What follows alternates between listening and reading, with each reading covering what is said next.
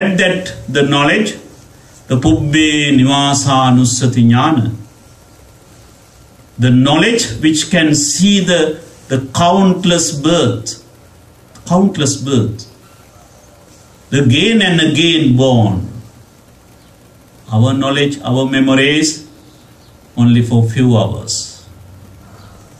Not even for 1 week. Not even for 1 month. Our memory will go away. Even we will not be able to recall just what has happened to us about 1 month ago. Some of the things we remember, some of the things we will not remember. But Buddha said that the Pubbhe Nivasanussati Jnana, the knowledge I gain to see that the thousand lives, I have seen how people are taking a birth and again and again. Not only that, aneka jati sansarang sandha vissang anibhisang gahakarakang gavesantu. I have a great research on it, that why these human beings are taking a birth again and again. Why they want to take a birth. What is the reason behind it? Buddha made a research, and finally after research that the Buddha attained enlightenment. Sandha vissang anibhisang gahakarakang gavesansu dukkha jati punapuna. Nothing but again and again they are taking a birth, and for the time being they are existing and again passing away. And again taking a birth, and again they are existing for the time being and again passing away. And again they are taking a birth and existing and passing away. This is the routine. This is happening to my life, has happened to my life, and is happening to each and every beings of this world. Then Buddha said finally, I found the reason why we are taking a birth. And also I found that how to eliminate this reason. That was the greatest discovery ever has done by any human being. The no discovery can be equal to the discovery of the Buddha. And the Buddha found that this again and again, this circle of samsara, it's continue. It's a continue. And the reason Buddha found, nothing but the strong attachment. Strong attachment. Today when you observe precepts, you are sitting here in front of the Buddha. As I said that you sacrificed what you sacrificed, at least to practice non-attachment for 1 day. Non-attachment for 1 day, it is not just merely that you observe precepts. It's not just because that the venerable monk invited you to attain, to observe Sil, you have come to the temple and observe Sil. The greater intention behind it, why you observe Sil, to practice this sacrifice, to practice non-attachment, to practice non-attachment.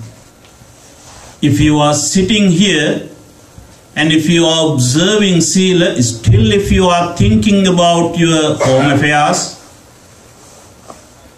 if you are thinking about all other day-to-day mundane affairs, then you have not observed precepts. Then you have not observed precepts, then you have not sacrificed your life. The white cloth refers to you, oh, I observe precepts. Come to the temple, sitting in front of the Buddha, reminding you, I sacrifice my life. The sacrifice of your life to practice non-attachment.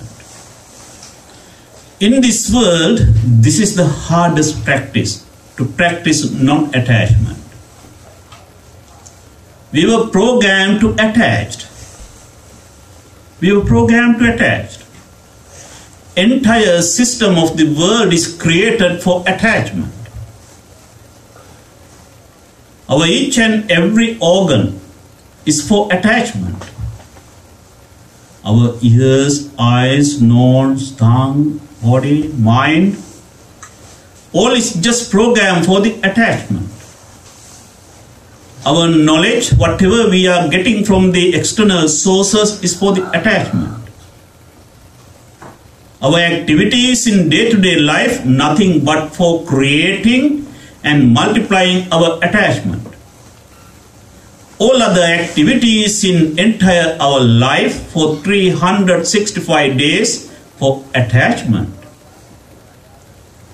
So you can think that how much multiplying your attachment in every single sense, every single second. Every time you are multiplying this attachment into great extent.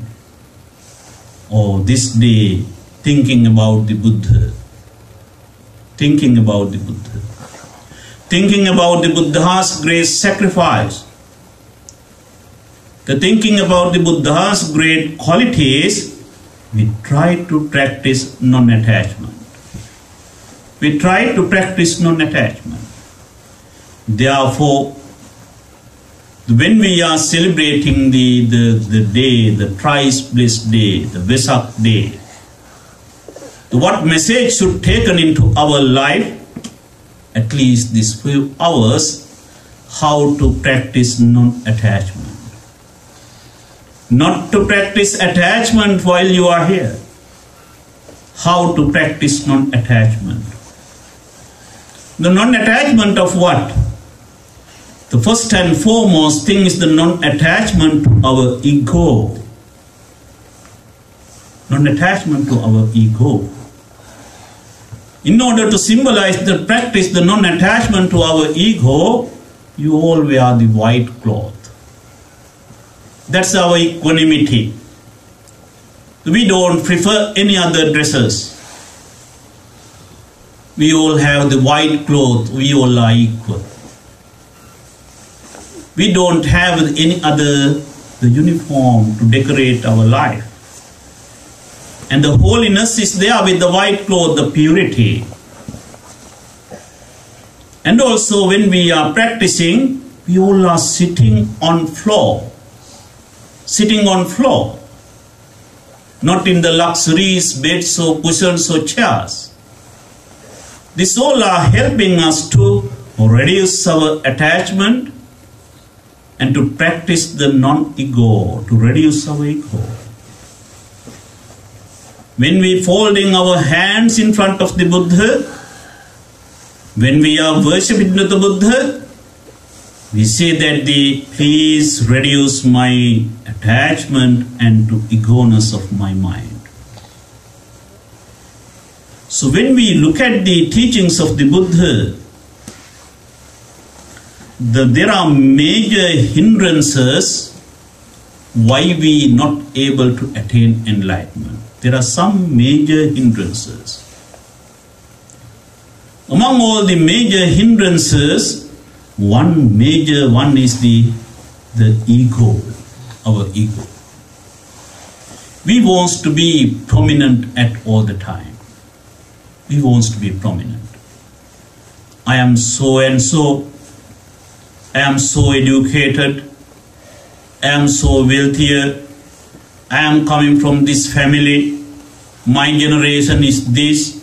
My teacher is this. I am so and so. The Buddha said this. The Buddha, the Siddhartha Gautama, who renounced the palace, who renounced the kingdom, who renounced the friendship.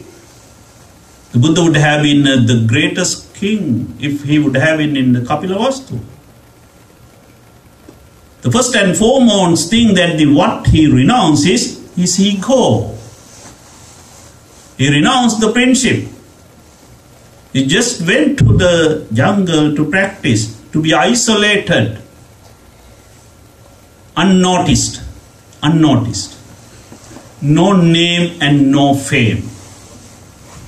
The unnoticed is the so important things to our life, not noticed. If one wants to be noticed, so there are ways to do it. In our mundane life, in day-to-day life, it's very difficult to exist without having a fame and name. We need that.